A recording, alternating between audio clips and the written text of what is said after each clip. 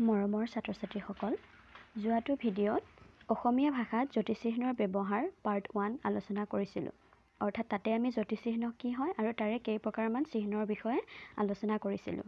আশা কৰোঁ তোমালোকে বুজি পাইছিলা আৰু আজিৰ ভিডিঅ'টোৰ পৰাও কিছু উপকৃত হ'বা। আহাচোন চাওঁ।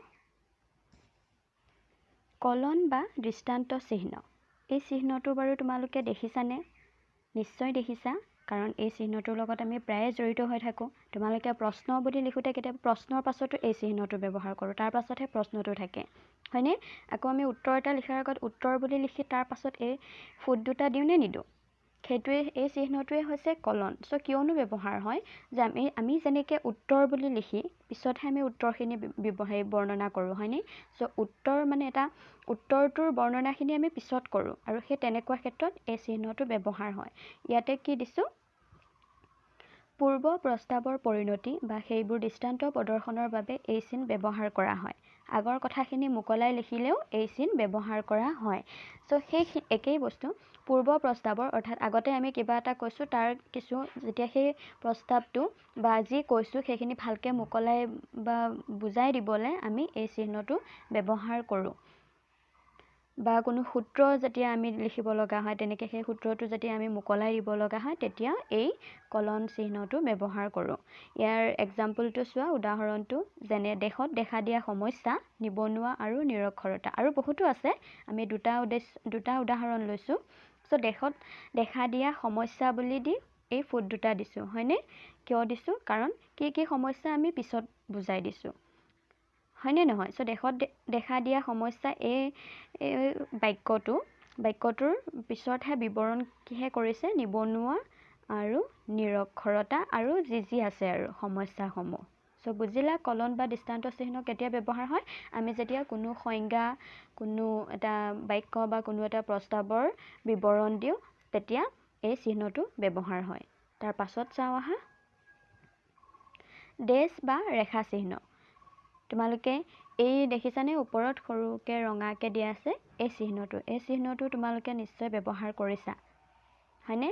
আৰু নাই কৰা যদিও এতিয়া কৰিবা। তোমালোকে যেতিয়া কিতাপ পঢ়োঁতে মন কৰিবাচোন এই চিহ্নবোৰ ক'ত কেনেকৈ ব্যৱহাৰ হৈছে, তেতিয়া ভালকৈ বুজি পাবা। ইয়াত কি দিছে? বাক্যৰ কোনো অংশত জোৰ দিলে বা বক্তব্য ব্যাখ্যা কৰিবলৈ এই চিহ্নৰ ব্যৱহাৰ কৰা হয়। চ' বাক্য এটা আমি কৈ আছোঁ, তাতে কোনোবা এটা ঠাইত কি কৰিব লগা হৈছে? অলপ জোৰ দিব লগা হৈছে। কেনেকৈনো জোৰ দিওঁ? বা কোনোবা এটা বস্তু আমি নিৰ্দেশকৈ দেখাব খোজোঁ, বিশেষকৈ দেখাব খোজোঁ, তেনেকুৱা ক্ষেত্ৰত ডেছটো ব্যৱহাৰ কৰোঁ। যেনে চোৱা, কাল তিনি প্ৰকাৰৰ, অতীত, বৰ্তমান আৰু ভৱিষ্যত। আমি কেনেকৈ ক'ম যে কাল তিনি প্ৰকাৰৰ বা কাল তিনি প্ৰকাৰৰ? চ' সেই কি আমি সেই বস্তুটো দেখাই দিব খোজোঁ। চ' তেনেকুৱা ক্ষেত্ৰত এই ডেছটো আমি ব্যৱহাৰ কৰোঁ। ডেছেৰে আমি বস্তুটো দেখুৱাই দিওঁ কি হয়। আৰু ডেছ দিয়া সেইখিনিতে আমি অকণমান বাক্যটো কওঁতে শব্দটো সেইখিনিত জোৰ দিওঁ। চ' তেনেকুৱাই। তাৰ পাছত চোৱা, উদ্ধৃতি চিহ্ন বা আমি ঊৰ্ধ্বকমা বুলি কওঁ। দেখিছানে? কেতিয়াবা ডাবল ঊৰ্ধ্বকমা আৰু কেতিয়াবা এডাল দিওঁ। চ' সেইটোনো কেতিয়া ব্যৱহাৰ কৰোঁ? নিজে লিখা কথাৰ মাজত, এইটো মাজত হ'ব লাগিছিলে, টাইপিং মিষ্টেক হ'ল। নিজে লিখা কথাৰ মাজত অন্য কথা সুমুৱাবলৈ, কেতবোৰ নাম আদি সুমুৱাবলৈ এই চিহ্নৰ প্ৰয়োগ হয়। আমি কিবা এটা ধুনীয়াকৈ বাক্য এটা কৈ আছোঁ, তাতে কিছুমান বস্তু সুমুৱাই দিব লগা হৈছে স্পেচিয়েলি। চ' সেই বস্তুটো আমি তেতিয়া কি কৰিম? ঊৰ্ধ্বকমাৰ ভিতৰত ৰাখিম।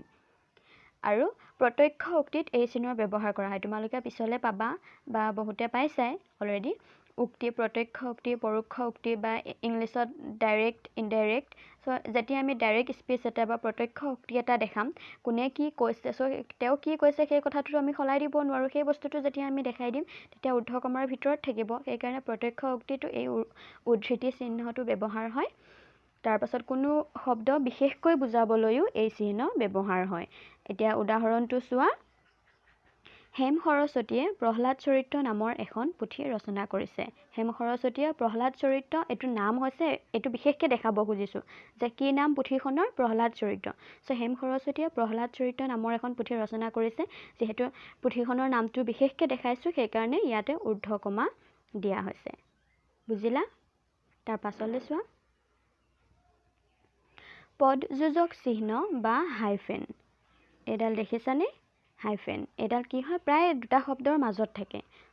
এক বা একাধিক পদ মিলি য'ত এটা শব্দ হয় তাত সেই পদৰ সংযোজন দেখুৱাবলৈ এই চিন ব্যৱহাৰ কৰা হয়।